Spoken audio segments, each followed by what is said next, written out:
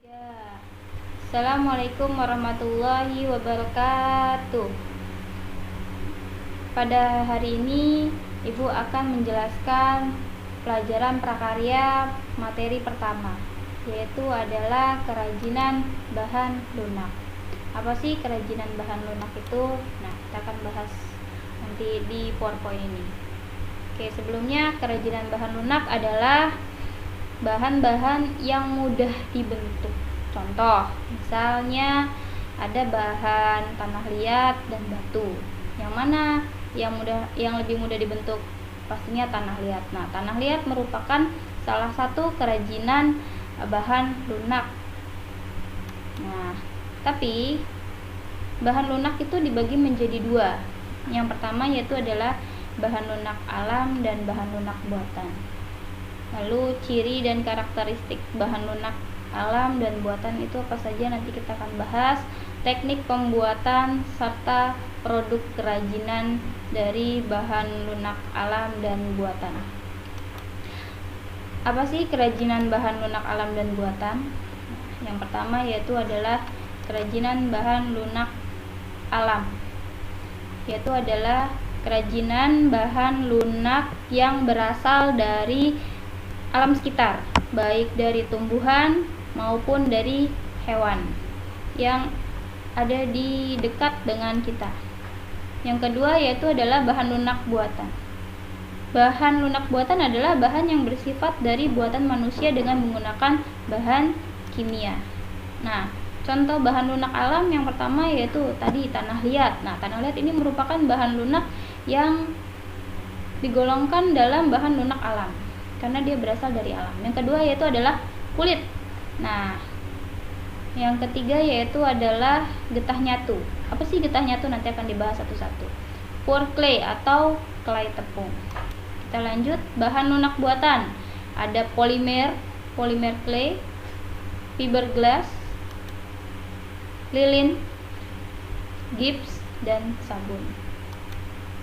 Yang pertama yaitu adalah bahan lunak alam. Tanah liat. Tanah liat merupakan tanah lempung yang mengandung partikel mineral berupa silikat atau aluminium halus. Tanah liat mengandung kaolin, ya, jadi tanah liat yang mengandung kaolin dia akan berwarna putih. Sedangkan stoneware, tanah liatnya akan berwarna hitam keabu-abuan. Sedangkan earthenware, maka warnanya adalah coklat kemerahan. Maka sering kita lihat bahwa tanah liat itu berwarna-warni, ada yang berwarna coklat kemerahan atau coklat keabu-abuan. Nah, itu tergantung dari senyawa yang terkandung di dalam tanah liat tersebut. Ciri dan karakteristik tanah liat yang pertama yaitu adalah mudah untuk dibentuk lalu dibakar agar tidak hancur. Jadi tanah liat yang mudah hancur itu biasanya dia tidak melalui proses pembakaran. Sedangkan tanah liat yang tidak mudah hancur itu berarti menggunakan teknik pembakaran. Nah, pewarnaan yang dapat digunakan yaitu adalah glasir, yaitu adalah dibakar dengan suhu 1300 derajat Celcius, dan biskuit yaitu dibakar dengan 900 derajat Celcius. Campuran tanah liat yaitu adalah air. Nah, teknik pembuatan yaitu adalah teknik tekan, ya, dimana kita hanya menekan tanah liat lalu jadi. Teknik pilin, ya, atau coil, teknik yang seperti kita memilin adonan, ya. Lalu teknik lempengan. Nah, ini teknik cetak dan teknik putar. Nah, teknik-teknik ini adalah salah satu cara pembuatan tanah liat. Produk dan kerajinannya itu adalah asbak, teko atau cangkir, ya. Peralatan masak itu biasanya ada yang menggunakan tanah liat dan celengan. Sekarang kita masuk ke kulit. Kulit merupakan bahan lunak yang berasal dari hewan yang tersamak. Kulit ada yang berwarna putih, coklat ataupun krem sesuai dengan yang dikuliti. Nah, jadi kulit ini adalah berasal dari hewan, ya, yang sudah diproses atau yang sudah tersamak baru bisa dibuat jadi kerajinan. Ciri dan karakteristik kulit yang pertama yaitu adalah kulit yang telah tersamak mudah dibentuk, jadi kulit yang sudah diproses ya dia mudah dibentuk. Kulit jika terbakar akan berbau sate. Kulit tidak tahan air karena struktur kulit akan rusak. Lalu teknik pembuatannya yaitu adalah dengan teknik pahat dan teknik jahit. Nah, contohnya yaitu adalah wayang kulit ya dengan teknik dipahat. Lalu sepatu kulit, tas kulit, ya tempat HP atau dompet yang berasal dari kulit. Nah, ini tekniknya adalah dijahit. Getah nyatu.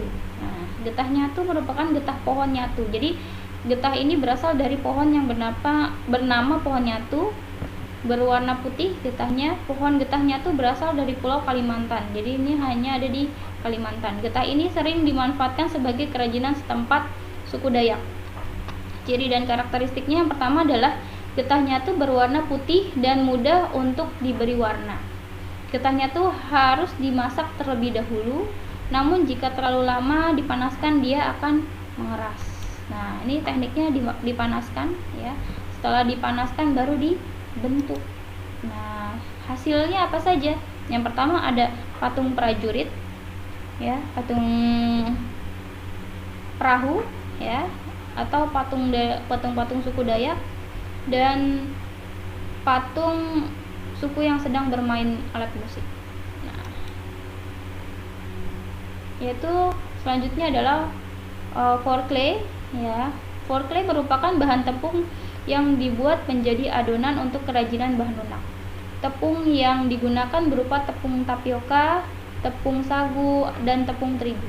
Tepung dicampurkan dengan air serta lem PVA atau fok atau lem putih sebagai bahan campurannya. Nah, forklay ini bentuknya seperti plastisin tapi yang dibuatnya dari tepung. Ciri dan karakteristiknya adalah clay tepung mudah dibentuk. Clay tepung forklay tidak tahan air. Jika terkena air maka akan mudah rusak. Lalu pewarnaan forklay dapat berupa pewarna makanan, cat poster ataupun cat akrilik. Jadi pewarnanya dapat dicampurkan saat sudah terbentuk adonan atau sudah dibentuk lalu diwarnai bisa.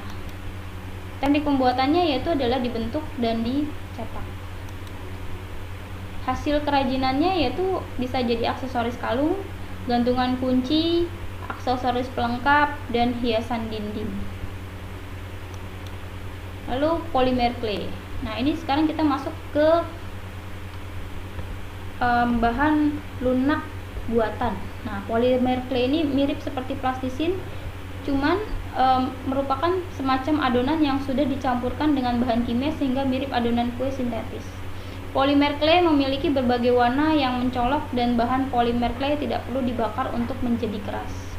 Ciri dan karakteristiknya, bahan polimer clay tidak lengket di tangan seperti plastisin atau clay dari lilin. Jadi dia saat kita pegang tidak akan lengket ya. Polimer clay mudah mengeras dan tidak mengandung minyak. Tekstur polimer clay lebih keras dan kokoh dibandingkan dengan forklay. Polimer clay juga salah satu keuntungannya saat kita membuat kerajinan dia akan lebih mudah dibentuk dibandingkan dengan forklay.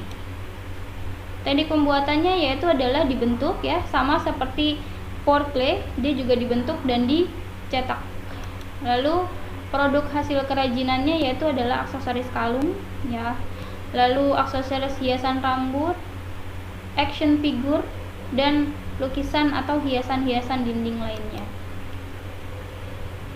Lanjut kita ke fiberglass ya, bahan lunak buatan ya. Fiberglass adalah serat gelas yang berupa kaca air yang ditarik menjadi serat tipis. Serat ini dipintal menjadi benang atau ditenun menjadi kain. Serat ini digunakan untuk badan mobil atau bangunan kapal. Ciri dan karakteristik fiberglass wujudnya sebening kaca dan menyerupai air. Fiberglass diwarnai ketika keadaan cair maupun bahan mengering. Fiberglass membutuhkan katalis sebagai campuran agar cepat mengeras ya. Jadi fiberglass harus dicampur dengan katalis ya. Setelah dia mencair baru dia dicetak. Nah, hasil kerajinan produknya yaitu adalah satu gantungan kunci ya. Ini gantungan kunci yang bening. Nah, lalu ada tempat aksesoris ya. tempat aksesoris, gelang, dan hiasan-hiasan lainnya. Ya, fiberglass ini seperti kaca, namun dia tidak mudah pecah. Lilin. Lilin merupakan bahan bakar padat yang dimanfaatkan untuk penerangan sejak sebelum abad ke-19. Lilin mengandung asam stearat yang banyak dalam lemak sapi. Saat ini lilin terbuat dari parafin. Nah, ciri dan karakteristik lilin berwujud padat dan apabila dipanaskan akan mencair. Lilin dapat dicampur dengan aroma pewangi. Pewarnaan lilin dapat dilakukan saat lilin mencair. Nah, lilin ini adalah lilin-lilin yang biasa digunakan saat mati lampu. Nah, teknik pembuatannya yaitu adalah dicairkan dan dicetak. Hasil kerajinannya ada lilin bentuk bunga, ya. Banyak sekarang lilin-lilin bentuk bunga, telur, ya. Lilin aromaterapi yang dicampur dengan pewangi. Lilin aroma makanan dalam bentuk makanan, dan lilin hias dalam cangkang telur. Lalu gips. Gips merupakan bentuk gipsum yang berupa bahan mineral yang tidak larut dengan air dalam waktu yang lama jika sudah menjadi padat, ya. Jadi dia kalau sudah menjadi padat sulit untuk larut dalam air. Namun ciri dan karakteristik gips ini adalah dia wujudnya bubuk dan harus dicampur dengan air agar adonannya menjadi kental. Pewarnaan gips saat gips telah mengeras. Gips merupakan benda yang mudah pecah. Jadi gips itu teknik pembuatannya pertama dilarutkan dengan air, setelah dia sudah mengental lalu dicetak. Nah, hasil produk kerajinannya yaitu adalah ada karakter hewan, patung burung, topeng, hiasan, ya, atau biasa menjadi hiasan-hiasan atap rumah, ya, dinding dan lain-lain.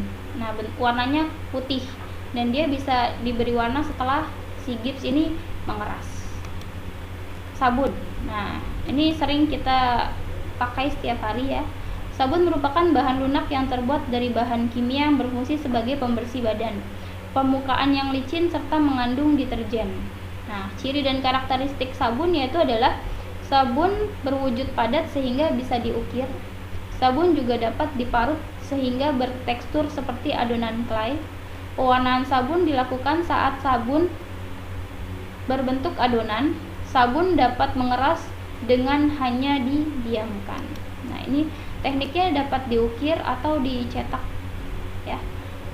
Nah, produk kerajinannya mungkin ada sabun cetak bentuk kepala, sabun ukir bentuk kelinci, sabun ukir bentuk kupu-kupu, sabun cetak bentuk mawar, dan lain-lain. Nah, sekian penjelasan materi tentang kerajinan bahan lunak pertemuan pertama. Nanti akan ada tugas selanjutnya. Assalamualaikum warahmatullahi wabarakatuh.